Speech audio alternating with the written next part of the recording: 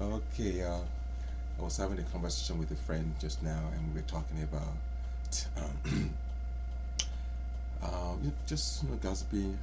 She's a teacher. She's really, really doing great stuff. She's in Australia. And we're talking about awakening and astrology. And as we were talking, they're like, I think it's a topic to actually post. Who knows? Who this might assist on the journey, not for my own egoic, whatever, realization or whatever, like saying anything, but just who knows? This might assist some people. So anyway, there we go. I figure I'll speak on this. Again, everything I say is from experience and other people's experiences. So if your experience is different, trust that. Okay, I'm not saying this is always for everybody, but just based on my own experience and people that are not my own, just experience and other people's, you can have like a map. This is part of what I wrote in the book. Anyway, the book coming out, but I figure for those who may not get the book on time, hopefully it should come out later this year, early next year. But what is this topic? It has to do with the difference between the soulful realization, as I describe it. There are many ways to call it. I use the word soulful realization and astro spiritual awakening.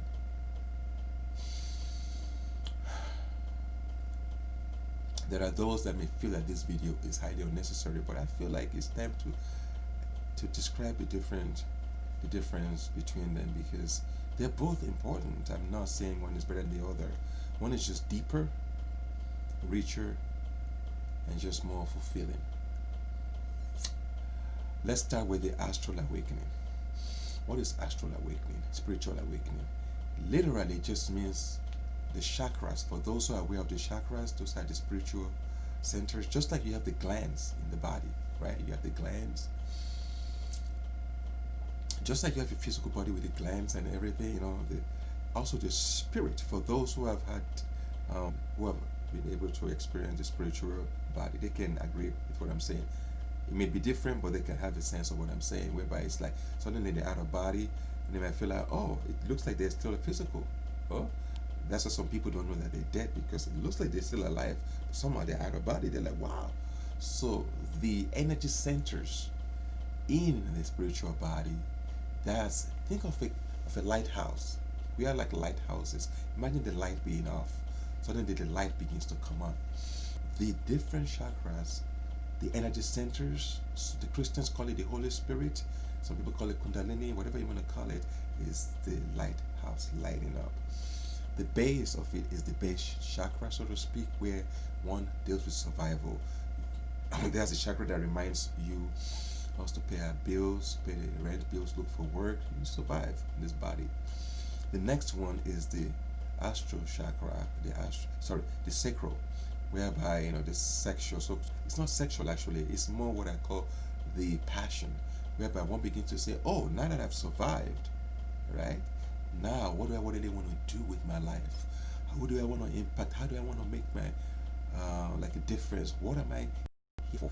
That can only happen by being aware of the soul level in terms of the sacral center, okay, whereby that's the next center. You begin to say, what am I great at? What are my gifts? That happens with the sacral.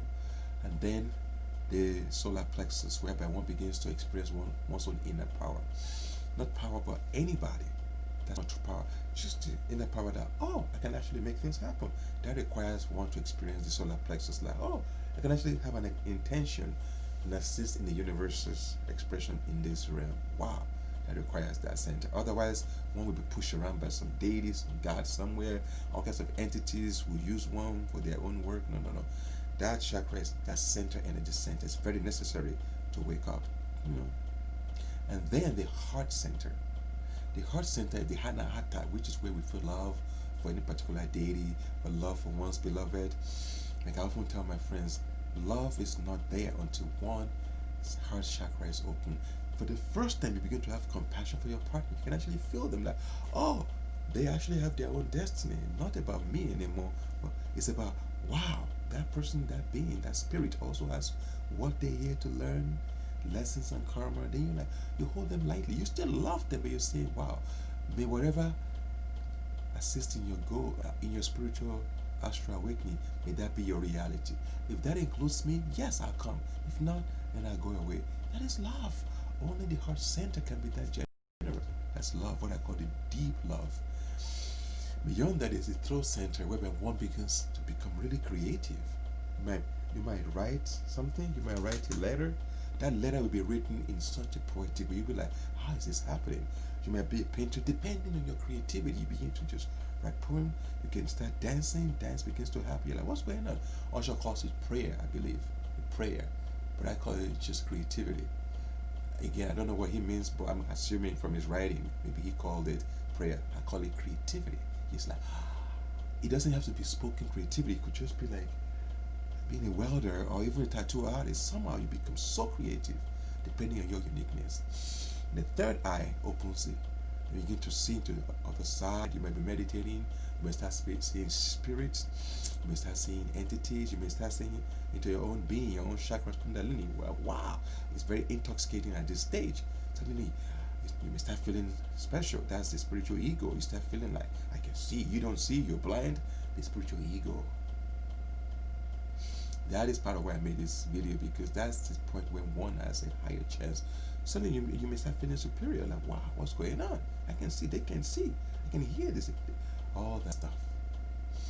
If one can somehow relax and let the third eye open, and one can relax into the universe, because beyond the third eye, one cannot make any effort. Whatever effort you make cannot take one beyond the third eye, beyond, one of my friends calls it the first eye. Which is true, it's the real spiritual eye. If one can somehow learn to relax, if one is a yogi, whatever practice, suddenly you begin to make it more playful and relaxed. That relaxation begins to open layers beyond, where the crown chakra begins to open, the petals begins to open. And as the crown begins to open, one begins to commune with the universe. Now people are going to ask, when we get to the point, what is soulful realization? How is that different than spiritual attainment or realization? The soulful realization is all those energies that are awakening within one. The universe says, are you willing to give that up for me? Not for me, for the universe. It's not a torture. It's not like suddenly you become weak. No, universe is saying, now that river that's flowed, you are open, now surrender that to the bigger river. The spirit, right, the astral body is only like a lake. Think of it like a lake. That lake has to pour into the river. What can ideally be called a huge river is the soul. The soul is not what people think it is. They think it's just like, oh, my soul. No, your soul contains many stars. Huge. If you were to have the experience, you find yourself containing, you may say it in meditation, kinds of stars, clusters of stars within yourself. That's who you are. That's who we are. But to deepen into that level requires one to say, okay, now that I've seen, now that I see, now that I'm open, now let me, the lake, the chakras are open. Now you jump into the river of who you are, your true I am. That often requires a death experience. People call it the death experience. Not the common death experience, people die, they see the light. No. That's beautiful, but that's the fourth dimension. The death I'm talking about is the death whereby one goes into the void. Some people might feel themselves dropping into this abyss. Some people might just experience themselves just dying. The breathing stops. You literally experience yourself dying. But the difference between this and what people call common death, most people haven't done the work, so when they're dying, they fall unconscious, they go unconscious. When the third eye opens and one goes deeper, as one is dying, suddenly you watch the entire process. You see yourself dying. To experience oneself in this state is one goes to the next level. Suddenly one enters the void, you may blast out, but somehow you are conscious. One is conscious. It's like the spirit now deepens into the soul. The soul doesn't have the chakras anymore. The soul is one. This is the oneness. It's oneness. One has to jump into it. It is a jump, literally a jump, or the solution into it. The lake, right, or the pond of the astral layer, spirit, now goes into the depths of the deathless. Into that deathlessness, one experiences one's immortality. Then one begins to experience what Christ, the teachers, talk about. The soul, the eternity that we are. Because ordinarily people think that the spirit is eternal. No, it's everlasting. If people show interest, I'll make more videos to clarify this. Not to boost my own ego, just to show the layers of awakening, so that some people who might feel stuck, they might know, oh, that's what's coming up. Wow, then you can open up to the next layer. Part of my main intention for this video. Okay, so if you find yourself opening up, your chakras are opening, and then you begin to feel yourself like you're falling asleep in meditation, you just want to lay down, your breathing stops, that is the beckoning of the soulful awakening, where one just relaxes into the void or to the cosmos, whatever one is ready for. Either way, one goes beyond the spirit, and then one comes literally home into the soul, to the heart space, into one's soul. And that I amness is the same, you are-ness is the same. It is the oneness, the beginning of oneness. When people begin to commune, the souls begin to interact as one, then you can merge. Because it's just one on that stage, wow, you just fly through the universe, through existence. That's the I am. It's not just for the sake of that, it's also to be embodied. Because the soul is not just okay, it's just being awake. The soul always wants to embody. Because the very soul, this soul awakening, when one experiences in the deep level, it wants to incarnate into the body. Then one begins to experience all of one's so-called faults. Nothing is hidden from the soul. The soul wants to see it all. Begin to see things that not even the spirit can see about yourself. Because the spirit has its bias. It wants to be an angel. It wants the light, right? But the soul is not just about the light or the shadow anymore. It's both. That is the soul dimension, the oneness. One then can see the totality, the good and the nasty part of oneself. Not to judge it at all. At all. Not to judge it. Huh? But just to see it for what it is. Because those levels, the so-called shadow, begins to then dissolve into the river that we are. And as it dissolves into that river, the soul, it begins to like dissolve in the bigger oceanic level. It happens together. It's not one after the other. They flow into each other. Okay, so I don't want us to get too heady about it. Just that which one comes. No, as long as one knows how to make effort, but also to relax, this will happen. Because the soul realization beyond the chakras is only a gift of grace. Always a gift of grace. Anybody that this happens to always say, wow, you suddenly somehow you know that it's not from effort, it's just a grace, that is a gift. That one can begin to experience what Christ calls the eternal peace. Peace that passeth all understanding. It doesn't mean suddenly one doesn't feel angry or sad anymore, but those experiences will somehow feel like they're happening to somebody else or on the periphery. Deep down one feels, I am home.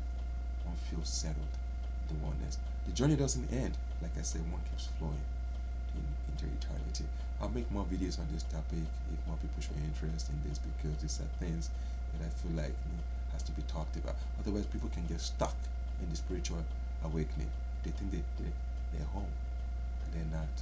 It's okay to be there at all. Nothing wrong with it. But some people are like, they want to go deeper, but they just don't know how to. I say, just relax. Let the next stage unfold. Okay? That's what I wanted to share today. I hope this is of benefit to anybody going through awakening process.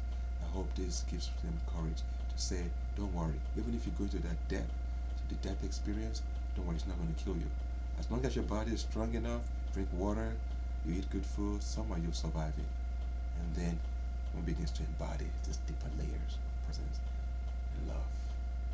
Okay? Love you guys. Blessings.